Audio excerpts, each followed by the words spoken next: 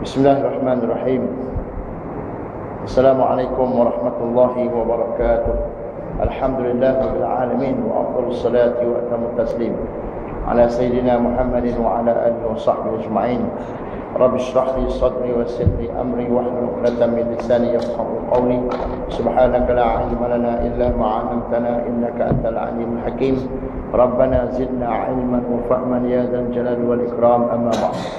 Muslimin muslimat yang dirahmati Allah Subhanahu wa taala, syukur kita pada Allah Subhanahu wa taala pada malam ini kita masih lagi dapat bersama meneruskan siri kuliah kita. Kitab yang kita baca ialah Fiqhul Islam yang keluaran bahasa Melayu yang ditulis oleh Haji Sulaiman Rashid daripada Singapura. Hari itu kita nak belajar tentang syarat-syarat wajib sembahyang 5 waktu. Syarat-syarat wajib sembahyang 5 waktu. Dia ada dua. Satu syarat wajib sembahyang, satu lagi syarat sah sembahyang. Keputusan terkini Maghrib tak sasat, PKR 15,055, BN 9,624, majoriti 5,427. Di Kajang majoriti 5,427 PKR. Tak tahu lah, kemungkinan besar dia majoriti turun sikit. Hari itu majoriti 6,000 lebih. Tak tahu lah, kita tengok keputusan yang rasmi. InsyaAllah menang. Jadi hari itu kita berhenti nombor 5, telah sampai dakwah. Qala musannif rahimahullah ta'ala wa nafa'na bil qira'ati kitabihi fid darain. Kata pengarang kitab, semoga Allah SWT merahmatinya dan menambahkan ilmu pengetahuan kita kepada kita dalam baca kitab. Telah sampai dakwah. Syarat-syarat wajib sembahyang 5 waktu. Pertama sekali Islam baru wajib sembahyang. Kalau tak Islam tak wajib sembahyang.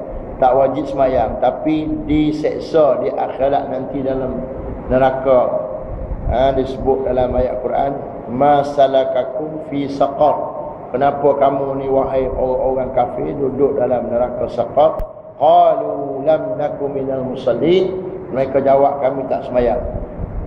Kami tak sembahyang. Tapi di dunia ni kita tak boleh nak pergi paksa mereka sembahyang. Contoh kita merintah, kita tak boleh nak pergi tangkap orang bukan Islam tak sembahyang, tak boleh.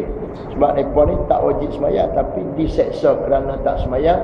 Kerana apa diseksa? Kerana mereka tak melakukan sesuatu yang membolehkan mereka sembahyang, iaitu memeluk agama Islam.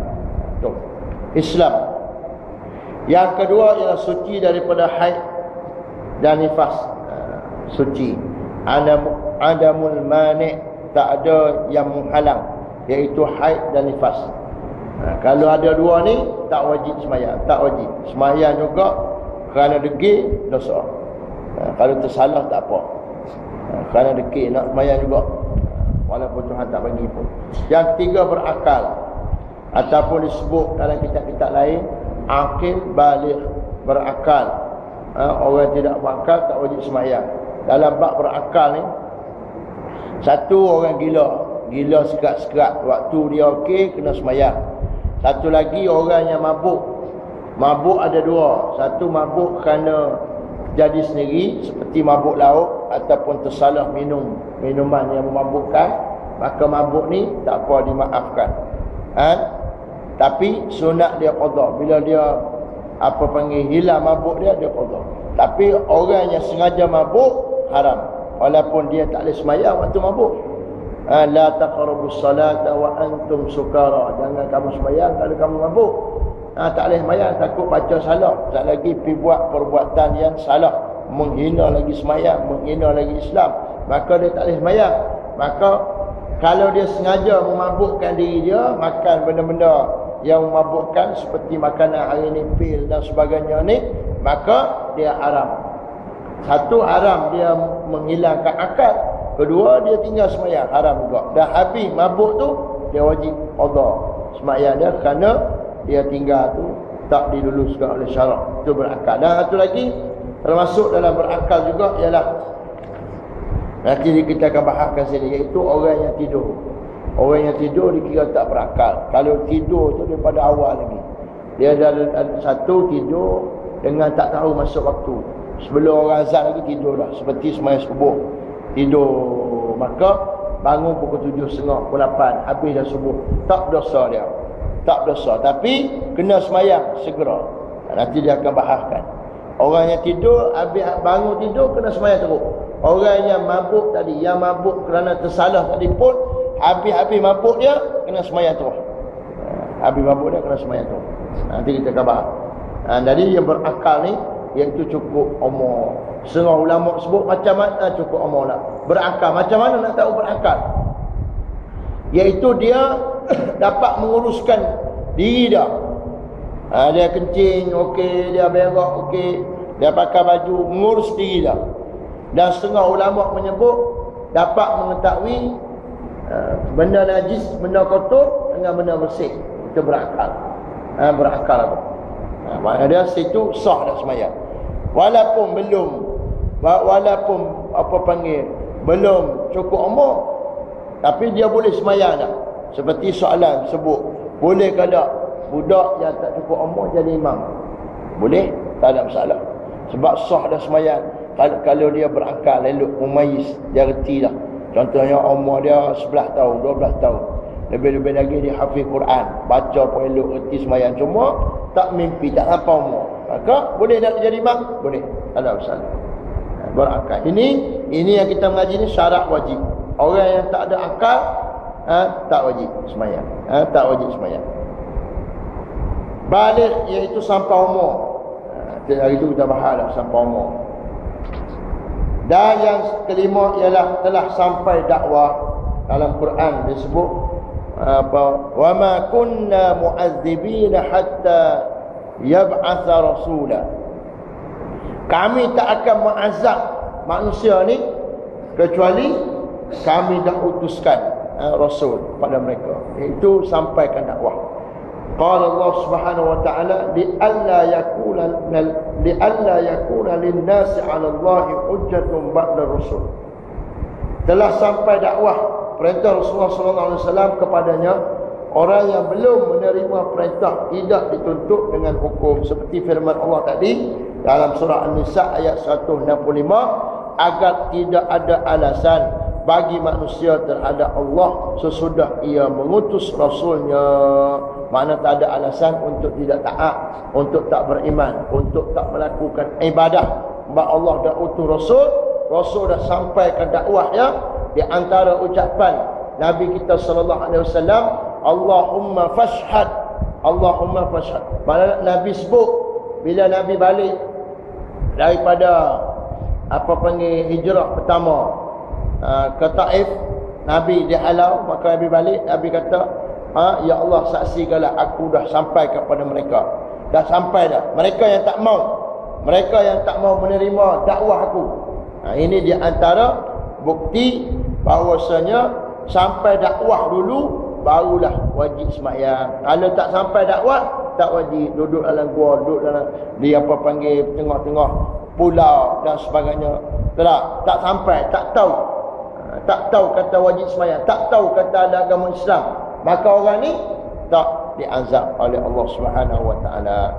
Tapi untuk timbal balik benda tu, orang yang tak sampai dakwah tak diazab. Tapi orang yang dah tahu Islam, dah dapat maklumat, wajib menyampaikan kepada orang yang tak tahu. Ini timbal balik. Mana tak boleh ada kesepakat. Pakat bagaimana? Namun tak sayat kami, tak usah mari dakwah kami lah, supaya kami tak tahu. Bila kami tak tahu, kami tak berdosa, kami tak akan masuk neraka. Tak boleh pakat begitu. Sebab orang yang tahu kena abang, walaupun terpaksa berdepan dengan segala kekerasan, dengan segala rintangan, seperti Nabi SAW perang untuk sampaikan dakwah dia perang, maka kena sampaikan juga. Sebab dan menyampaikan dakwah ni wajib berjihad fisabilillah untuk sampaikan dakwah kita kepada orang yang belum sampai. Orang yang tak sampai juga kerana sebab-sebab tertentu, maka orang ni tak diambil hukum, tak diberatkan dengan tanggungjawab yang telah diberatkan kepada orang lain. Tapi law ni tak ada lah, orang tak sampai. Payahlah nak kata orang tak sampai dakwah ni. Tak, sebab kemudahan teknologi hari ni telah menyebarkan dakwah seluruh dunia. Cuma yang tak mau ramai. Yang tu je. Yang tak mau. Mau sikit-sikit pun ada juga. Tak mau semua. Tak. Selawat mau. Hukum wuduk tak mau lagi. Macam mana? Nombor 6. Melihat atau mendengar. Dia kena orang yang wajib sembahyang ni, orang yang kita nak hukum dia wajib sembahyang. Di antara syarat dia apa dia? Dia ni kena pendengaran dia okey. Penglihatan dia okey. Maknanya apa? Makna boleh mendengar. Walaupun pelan-pelan, walaupun sikit-sikit.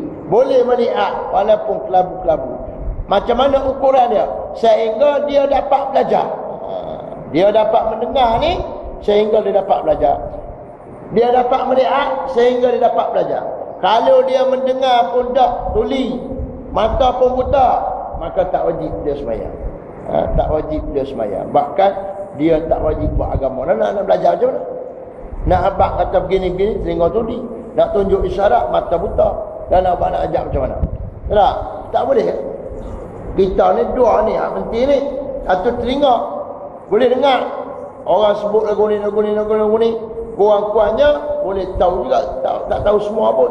Yang kedua melihat, boleh tengok pergerakan orang. Walaupun tak tahu bacaan dan sebagainya, kurang-kurangnya boleh buat pergerakan.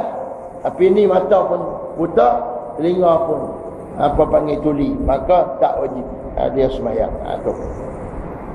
Ni kena cek betul. Dia Islam ni, dia mutakamil, dia sempurna. Ni bab fiqh kita mengaji. Ada satu lagi bab tauhid. Dia gabung dua tu. Dia tak boleh orang seorang tu. Tak. Contoh dia kata, pasal apa mu tak sembahyang? Saya ni tak nampak. Saya ni telinga tak dengar. Contoh dia kata gitu. Tapi dia nak jawab pun tak jawab dah. Sebab dia telinga tu ni. Nak jawab soalan macam mana? Tak. Contohlah kalau kata lagu tu. Dia nak tahu apa tuli tak tuli semua ni, diri dia dengan Allah. Dia tak boleh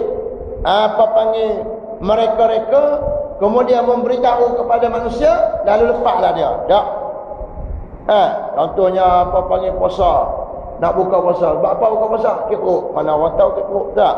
Dia dengan Allah SWT. Sebab itulah tiap-tiap Muslim dia kena belajar ilmu tauhid, beriman pada Allah, belajar ilmu fiqh untuk beribadat. Mana tahap-tahap yang dia dibolehkan rukhsah untuk buat sesuatu yang dilarang oleh syarak. Contoh kalau puasa, untuk nak buka puasa, tangan mana sakit dia, tangan mana tahap dia, maka dia kena ukur sendiri.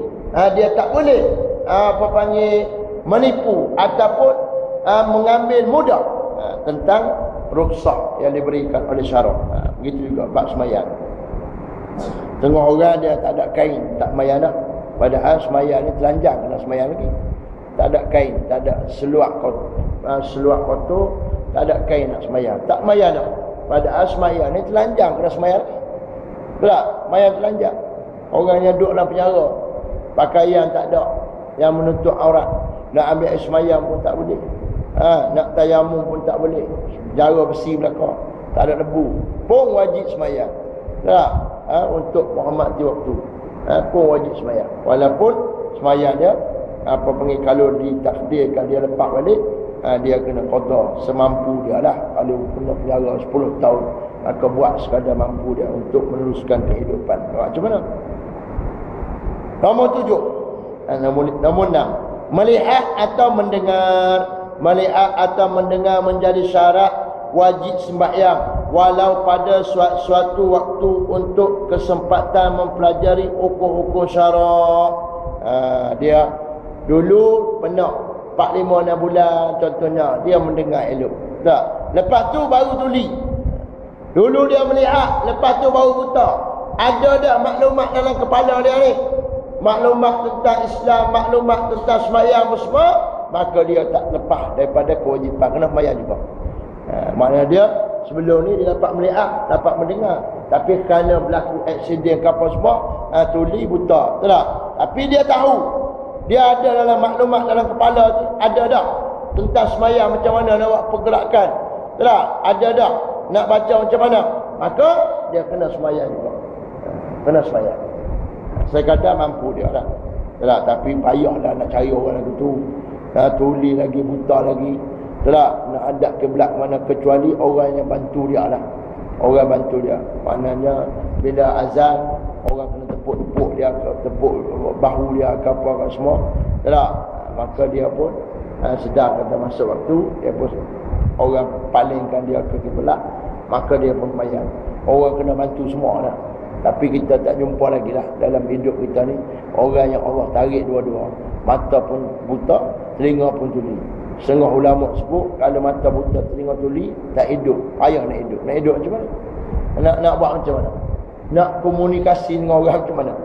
Payah. Kecuali orang kena jaga dia 24 jam duduk situ, macam orang komang lebih kurang, betul tak? Duduk itu jaga cukup jam, suap nasi, cukup ni apa, tengok apa nak dia berok pergi basuh, sebab dia pun nak abang tadi, betul tak? Begitu. Orang yang buta dan tuli sejak dilahirkan tidak dituntut dengan hukum, kerana tidak ada jalan baginya untuk belajar hukum syarak. Sejak lahir lagi buta, sejak lahir lagi tuli, cacat, maka tak dituntut. Tak ada apa, bela saja dia dapat pahala orang yang membela dia. Dia sendiri ahli syurga insya-Allah. Dia tak dituntut apa dah. Orang yang bukan mukallaf, bukan mukallaf, tak dituntut. Nombor 7, jaga, iaitu tidak tidur. Tu panggil jaga. Maka orang yang tidur tidak wajib sembahyang. Begitu juga orang yang lupa. Orang yang tidur tak wajib sembahyang. Tidur macam mana? Tidur dengan tak tahu masuknya waktu sembahyang. Bukan tidur lepas masuk waktu. Tahu dah azan dah, okey apa dah. Tidur aku sampai habis waktu, tak boleh. Tahu dah. Tidur tak tahu kata masuk waktu.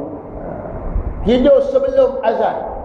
Setengah orang nak azan 5 minit, tidur dulu. Tak boleh kan? Dia tahu dah nak azan sat lagi 5 minit. Dia pun tidur. Kemudian bangun-bangun, habis dah waktu. Dosa. Tak? Mana tidur ni, dia ada niat dah nak bangun. Apa sembahyang, cuma tak terjaga. Contohnya macam tidur malam lah. Tidur lewat pukul 1, pukul 2, memang nak bangun sembahyang subuh. Tak? Lepas tu telajak pergi apalah pukul 8 atau 7.30 ke, tak jaga langsung, tak jaga langsung, tak. Tak dengar langsung orang azan, tak dengar langsung, tak jam pun tak dengar langsung. Kalau dengar sikit-sikit sengaja tak membangun, dosa. Tu kita dengan Allah, kita dengan Allah, kita. Sebab tu kita ni banyak dosa, kena minta ampun semua. Selalu tiap-tiap waktu kena minta ampun. Sebab banyak benda-benda yang kita dengan Allah SWT. Orang lain memang tak tahu, dia tak cek kita. Kita dengan Allah SWT, kita cek sendiri, kita tahulah di mana kelemahan kita. Sebab tu kena minta banyak ampun kepada Allah SWT. Sabda Rasulullah sallallahu alaihi wasallam, qala Rasulullah sallallahu alaihi wasallam, rufi'al qalamu ala thalathin 'anil sabiyyi hatta yablugha wa 'anil na'imi hatta yastayqaza wa 'anil majnuni hatta yafiqa. Yang terlepas dari hukum 3 golongan, 3 macam. 1, kanak-kanak hingga ia dewasa. 2, orang tidur hingga dia bangun. 3, orang gila hingga ia sembuh. Semua dari gila. Kanak-kanak hingga dewasa. Kanak-kanak tak diberatkan hukum, tak dikira. Telanjang tak apa, terak dia ambil hak orang tak apa, cuma dihukum penjaga dia. Dihukum penjaga dia. Penjaga dia kena jagalah. Tak boleh kita kata kanak-kanak Allah tak kira hukum, ambil buah pelam, bawa jiran sebelah balik main. Tak? Sebab apa? Sebab ada kanak-kanak mana dikira hukum? Tak. Kalau lagu tu dikira juga sebab apa? Sebab kita yang mengawasi dia. Kita kena awasi dia. Kita kena pakai pakaian pada dia. Tak? Contoh kita kata anak umur 10 tahun tak balik lagi, bawa mai sini telanjang. Contohnya di surau. Tak? Menyebabkan fitnah, orang pakai tengok mereka. Salah. Walaupun tak dosa besar, tapi menyalahi adab. Dosa kecil. Kerana membiarkan anak tu orang panggil melakukan sesuatu yang kurang adab dalam masjid, contohnya gitu. Maka kita kena susun bagi elok. Tak boleh kita kata ni tak balik lagi, biar pergi ke dia. Bahkan dalam bab tutup aurat ni, kita alhamdulillah orang Melayu dia cepat mengajar anak-anak dia tutup aurat. Bagus dah. Setengah orang Arab ni, orang lain ni, saya duduk negara Arab, orang Arab ni 10 tahun tak pakai tudung lagi lah. Anak perempuan dah. Sebab apa dia kata dah terlampau umur ni, terlampau umur apa pakai. Tak ajar. Sebab tu dah jadi payah mereka nak tutup aurat. Kita ni kena ajar daripada awal. 6 tahun, 7 tahun ajar dah tutup aurat. Beli baju-baju yang menutup aurat dah. Jubah ke, beli telekong, beli tudung, so pakai stocking. Kalau stockingnya lelaki pun lagu tu juga. Tak boleh. Kita nak tunggu biar dia balik dulu lah. Tak. Seperti mana sembahyang, begitu juga aurat. Kena ajar. Dan yang kedua ialah orang tidur hingga dia bangun. Tidur sampai dia bangun. Orang tidur ni bukan sakat sembahyang. Perkataan dia pun tak dikira. Dia ceraikan isteri dia ke, dia apa panggil, dia bagi barang ke, contohnya tidur, ambillah duit 1,000 dalam mari tu, ambil kat ampau lah. Contoh dia bagi. Ambil kat mak lah dia kata. Dia waktu tidur tak dikira. Tak boleh orang tu ambil. Sebab apa dah malam tidur kata tu, duit 1,000 tu ambil kat aku. Tak dikira orang tidur. Sama ada dia berjanji ke, dia mengatakan sesuatu yang kufur ke, dia sebut kalimah-kalimah kufur, tak dikira semua. Orang tidur ni tak dikira. Dia tidur setengah-setengah orang, dia mengigau. Dia bercakap. Dia bercakap macam-macam, dia bercakap. Maka walaupun percakapan dia tu baik, elok, tak dikira sebagai pahala. Walaupun percakapan dia tu benda-benda jahat, benda-benda yang berkaitan dengan harta dia bagi dan sebagainya, tak dikira juga. Sebab apa? Sebab dia tidur. Rufi'al qalam, diangkat qalam, diangkat mencatat. Malaikat apa panggil Raqib Atid tak catat, tak tulis. Angkat pen dia, tak tulis. Rufi'al qalam, tak tulis. Biar punya ke dia sampai dia bangun, tulis balik. Tu tidur. Tapi kita kita kena jaga-jaga lah. Dia apa panggil berhati-hati. Macam tidur dengan ambil air sembahyang, baca apa 40, baca ayat kursi supaya tak merapu, ikut dan, supaya tak merapu ikut dan. Itu bagus. Tidur yang bagus. Baca doa sebelum tidur supaya kita mimpi yang baik. Mimpi yang baik. Jumpa kapal terbang ke, mimpi tak? Mimpi yang baik. Peringatan apabila seseorang meninggal, yang tiga gila hingga ia sembuh. Itu gila. Tak. Gila yang bukan sengaja. Gila asal. Dia termasuk gila juga orang yang mabuk. Orang mabuk ni ada sengaja, ada tak sengaja. Yang sengaja tu tidak di rufi'al qalam, tidak diangkat qalam dia. Nanti kita akan bahas bawah. Apabila seorang meninggalkan sembahyang kerana tidur atau lupa, wajiblah ia sembahyang apabila ia bangun atau ingat dan ia tidak berdosa.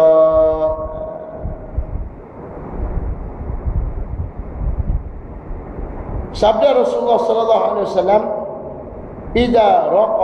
idza raqada ahadukum 'anis salati aw ghafala 'anha falyusalliha idza dzakaraha fa inna Allah azza wa jalla yaqulu aqimis salata li dzikri. Rawahu Muslim. Apabila seseorang tertidur dalam waktu sembahyang atau lalai ia dari sembahyang, maka hendaklah ia sembahyang. Apabila ia ingat, maka sesungguhnya Allah azza wa jalla berkata, kerjakanlah sembahyang kerana ingat kepadaku. Orang yang tidur, mana tidur mana? Tidur yang asal dia nak bangun sembahyang, tapi tertidur. Tak, sampai habis waktu sembahyang. Maka bila dia bangun, kena sembahyang terus. Tak boleh dia buat benda lain yang tidak melibatkan sembahyang. Nanti dia bangun baca surah dulu, tak boleh. Bangun sembahyang tu. Pergi kencing tak apa dah. Masuk tandas. Cari baju, hak kena mandi dulu. Pakai pakaian. Tak? Kemudian ambil sejadah, adab kiblat, sembahyang tu. Sembahyang tu dan tidak diikat dengan waktu. Waktu macam mana? Taklah kata bangun-bangun tidur tu 5 minit kena sembahyang. Tak. Mungkin masuk tandas lama, sakit perut ke 15 minit dengan apa lagi semua, setengah jam habis. Lepas tu baru keluar main, tak apa. Tak ada masalah. Tapi dia kena buat perbuatan untuk menyempurnakan sembahyang. Buat perbuatan untuk menyempurnakan sembahyang. Bukan buat perbuatan yang lain daripada sembahyang. Tak, ada setengah orang dia bangun-bangun tidur isyak dulu. Tak boleh isyak pada waktu itu. Sebab apa? Sebab dia dah habis waktu sembahyang. Dia kena buat benda yang untuk melengkapkan sembahyang dia. Tu orang tidur. Begitu juga orang lupa. Kerana siang hari duduk kerja, lupa sembahyang zuhur, orang azan asar dah, baru ingat dia kena pergi sembahyang terus. Dia tak boleh kata dah habis dah waktu, biar pergi kerja. Sembahyang asar lagi qada. Tak, dia kena pergi sembahyang terus. Sebab itulah waktu dia. Berhenti pergi sembahyang, kecuali dia berada dalam keadaan kecemasan. Jaga orang sakit ke apakah benda-benda yang tak boleh tinggalkan sekaligus. Perlu ada penggantian daripada orang lain, nak menunggu orang yang main mengganti sebagainya, itu tak apa. Tapi kalau dia tak ada kerja-kerja yang apa panggil yang penting, maka dia kena tinggal pergi sembahyang tu. Tak boleh kata dah habis dah, biar sehari sembahyang. Setengah orang dia sebut begitu. Dah azan, zuhur tak sembahyang lagi, azan asar dah. Tak? Biar pergi kerja asar lagi yang sembahyang. Tak boleh sehari, kena pergi sembahyang terus. Sebab apa? Sebab itulah waktu dia.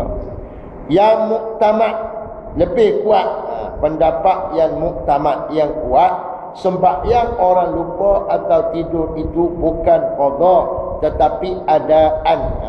Dia tak payah sebut qada, sebut adaan terus. Sebab apa? Sebab lagu tu Nabi sebut apabila bangun terus pergi sembahyang, bila ingat terus sembahyang. Bagi keduanya, kerana difaham dari hadis tersebut, maka hendaklah ia sembahyang apabila ia telah ingat bahawa waktu sembahyang bagi keduanya ialah waktu ingat dan waktu sembahyang yang telah ditentukan, bukan waktu bagi kedua-duanya. Waktu sembahyang ni waktu dia ingat. Untuk siapa? Untuk orang yang tertidur dan untuk orang yang terlupa. Bukan orang yang sengaja tidur, bukan orang yang sengaja lupa. Tak, untuk yang tertidur dan yang terlupa, maka dialah dia pergi sembahyang terus dan dia sebut adaan. Mana dia? Usalli fardhu maghribi salasa raka'atin adaan lillahi ta'ala. Sebut lagi tu. Tak payah sebut qadaan. Tuan-tuan rahmati Allah Subhanahu wa taala. Itu berkaitan dengan apa panggil jaga, iaitu tak tidur. Jaga iaitu tak tidur. Dia sebut sini, kita ambil sikit faedah. Kata apa? Bi khilafi muddati jununi murtad. Dia satu hukum orang yang murtad. Orang yang murtad dia wajib qada sembahyangnya. Tapi duduk dalam keadaan murtad dia gila.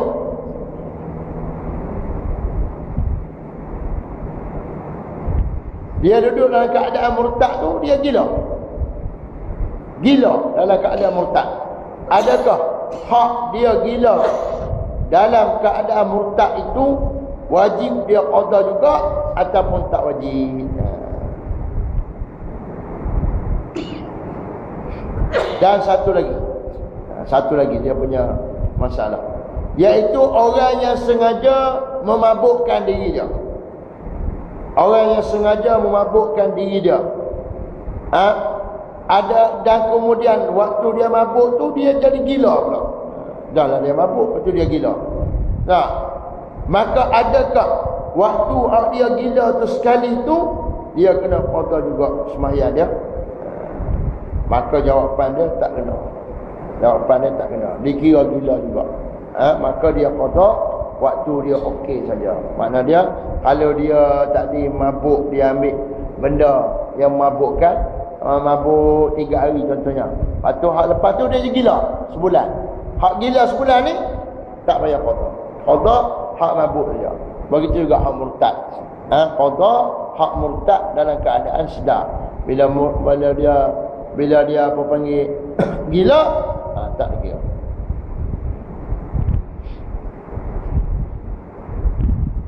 Syarat-syarat sah sembahyang.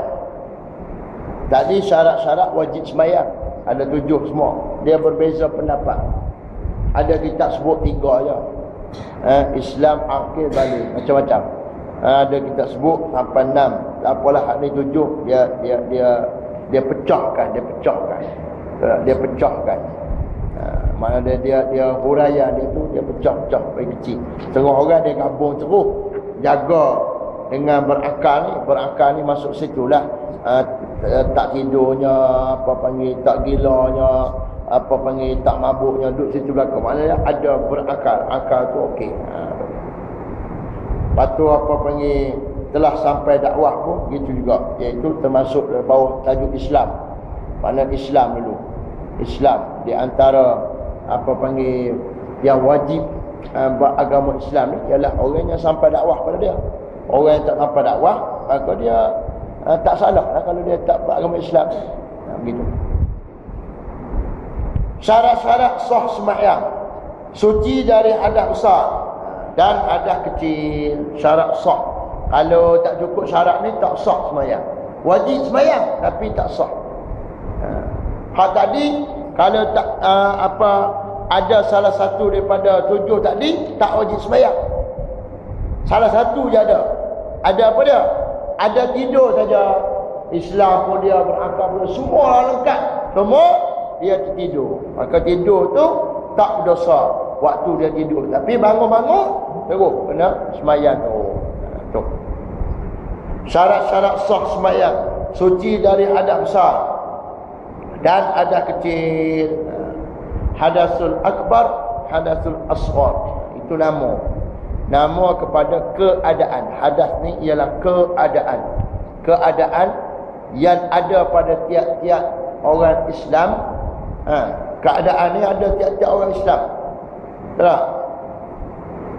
Yang berlaku kepada dia beberapa petanda. Kalau ada kecil, dia ada petanda dia.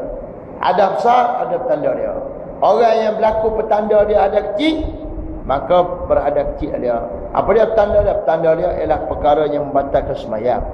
Perkara yang membatalkan sembahyang berlaku ke atas orang tu, perkara yang membatalkan sembahyang. Salah satu daripada 6, ada ulama sebut 6. Maka dia berhadas kecil. Perkara yang menyebabkan seorang itu wajib mandi, maka dikira berlaku pada dia hadas besar. Hadas kecil, hadas besar. Kita ada belajar dah itu. Hadas ni keadaan orang tak nampak. Kita nak tipu orang boleh. Ya. Kadang orang tak tahu. Kita malah pergi ambil sembahyang. Tak ada masalah apa. Tak payah ambil sembahyang. Ini orang panggil iman. Iman kita dengan Allah. Itu kaitan dia. Tak? Bila kita beriman pada Allah, Allah mengetahui. Allah ni di antara sifat dia ialah al-alim, ilmu. Allah ni qawmu aliman. Allah ni bersifat dengan ilmu. Maka Allah ni tahu. Maka Allah nak uji, adakah orang ni betul-betul dah beriman bahawasanya aku bersifat dengan tahu. Maka Allah buat ibadat dia pada ibadat dia batal wudu. Walaupun orang tak tahu, dia sendiri dengan Allah. Kalau dia tipu, maknanya dia iman dia tak sempurna. Tak? Dia kata orang tak tahu. Biar lah Allah tahu pun. Ikut dia. Aku tak mau ikut. Maknanya iman dia tak sempurna. Sabda Rasulullah sallallahu alaihi wasallam qala Rasulullah sallallahu alaihi wasallam la yaqbalu salat, la yaqbalu Allahu salata ahadikum idza ahdatha hatta yatawaddau ataupun yatawaddaa. Rawahul Bukhari. Allah tidak menerima sembahyang seorang di antara kamu apabila ia berhadas sehingga ia berwudu. Tu hukum dia. Tak terima sembahyang. Kalau sembahyanglah. Tak sadut sembahyang. Tak, setengah orang dia malu. Bila duk sembahyang ramai-ramai ni, batal wuduk dia. Maka dia malu nak pergi ambil sembahyang. Dia teruskan juga. Tak, Allah tak terima. Bahkan kalau dia teruskan kerana apa?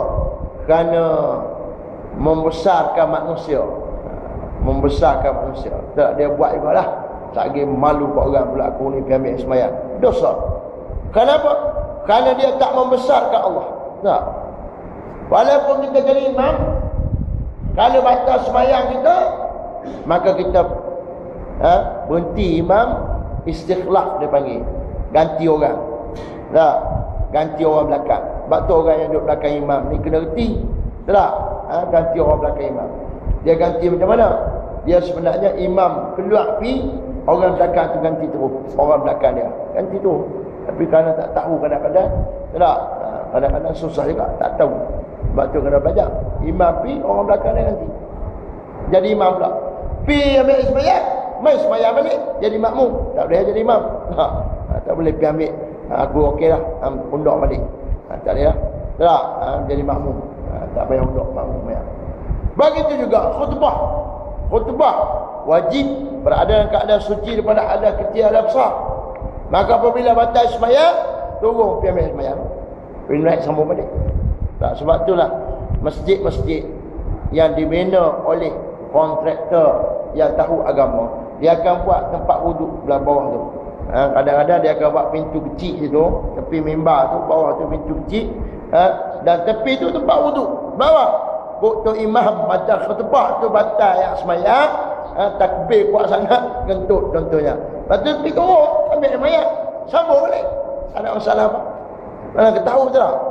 Benda hak dalam kita pun tak tahu. Sehari dia sakit perut ke apa ke, makan benda angin ke. Tu. Tengok. Kalau kita tengok masjid-masjid lama-lama kita pian yang dibina oleh apa panggil orang-orang yang ada ilmu lah, dia akan buat pintu. Tapi tak apalah, masjid ni tak ada pintu pun pergi ambil je tak. Tak ada masalah. Tak. Semua kalau orang ramai nak langkau-langkau pi, nak langkau-langkau mai pula. Satu makan masa, satu orang jadi heran Nabi apa dia pula khatib ni. Jadi dia kena jaga betul-betul. Sampai terang Allah tidak menerima sembahyang seseorang di antara kamu apabila ia beradah hingga ia berwudu. Ambil wudu. Ambil wudu. Firman Allah SWT, wa in kuntum junuban fattahharu, jika kamu junub maka hendaklah kamu bersuci. Itu hak ada besar, hak tadi ada kecil. Dan disebut juga dalam surah Al-Ma'idah ayat 6. Kita tulis sini. Tak, idza qumtum ila sholati faghsilu wujuhakum wa aydiyakum ila al-marafiq wamsahu bi ru'usikum wa arjulikum ila al-ka'bain. Bila kamu nak sembahyang dan kamu berada dalam keadaan hadas, maka basuhlah muka, basuhlah tangan hingga ke siku, sapulah kepala dan basuhlah kaki hingga ke buku lali, iaitu berwudu. Jika kamu junub, maka hendaklah kamu bersuci junuban. Dia termasuk juga hadas ni ialah orang yang suci daripada haid dan nifas. Dia kira berada dalam keadaan hadas.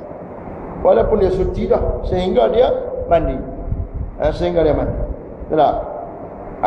Haid nifas lain, haid nifas itu lagi tak habis, walaupun mandi tiap-tiap hari pun tak suci. Bila habis tak suci lagi, kena mandi dulu baru suci. Itu dalam mazhab Asy-Syafi'i. Walaupun dalam mazhab Hanafi sucilah.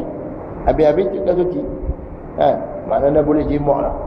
Cuma nak sembahyang dia kena mandi juga. Tak? Tapi dalam mazhab Syafi'i nak sembahyang pun kena mandi. Nak sembahyang pun kena mandi. Kerana belum suci. Kerana belum suci. Kena mandi dulu. Kalau tak ada juga ayat nak mandi tak boleh. Tayamum. Tayamum sebagai pengganti air di waktu ketiadaan air ataupun sakit. Sakit maka tayamum, maka boleh sembahyang dengan tayamum. Suci badan, pakaian dan tempat daripada najis. Wallahu a'lam tamjid. Jadi tuan-tuan rahmati Allah SWT, kita ni alhamdulillah Allah anugerahkan kepada kita dapat mengaji. Dia sebenarnya benda sembahyang ni benda penting. Kita pun tak tahulah bagaimana nak buat masyarakat kita hari ni. Tak meletakkan sembahyang benda penting. Tak ada kempen, tak menggerakkan masyarakat supaya sembahyang. Sebab itulah macam-macam bala bencana ramai. Ni hari ni Gunung Jerai pula terbakar. Siapa dia nak pergi Padang tak tahu. Dia terbakar lagi sah. Atas puncak Gunung Jerai boleh terbakar. Terbakar ni. Apa terbang tak hilang. Apa tak jumpa lagi. Macam-macam berlaku. Panas pun hari tu hujan sikit je. Itu pun apabila diarahkan semua masjid-masjid buat solat istisqa, maka turunlah hujan. Sehari atau 2 hari. Lepas tu panas balik. Jerebu balik. Panas balik.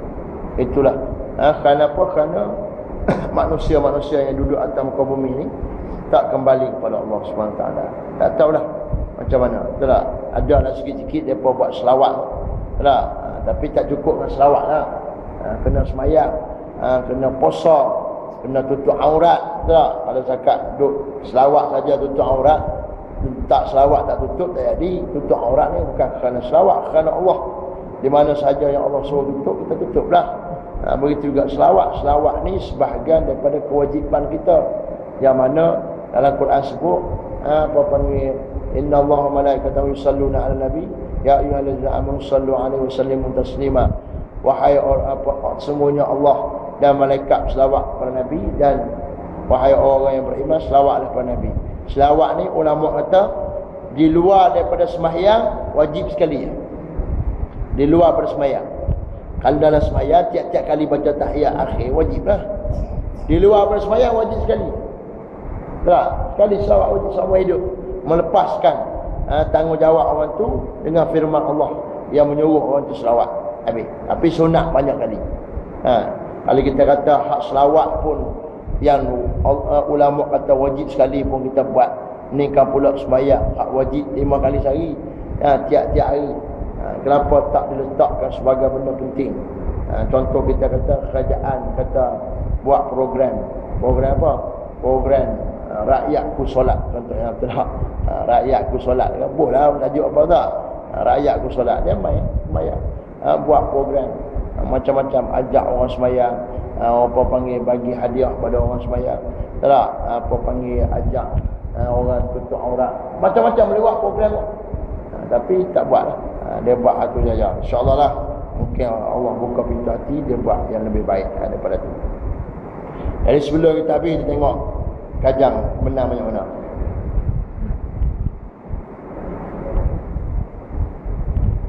Setakat ni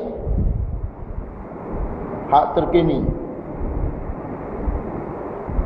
BN 10,323, PKR 16,784, majoriti 6,361. Ni update ni pukul 7.50 tadi.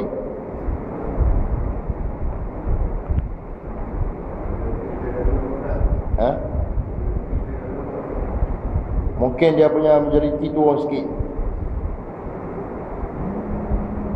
Mungkin majoriti turun sikit. Tapi tak tahu lagi keputusan rasmi. Belum diumumkan lagi. Tapi alhamdulillah menang. Alhamdulillah menang, insya-Allah.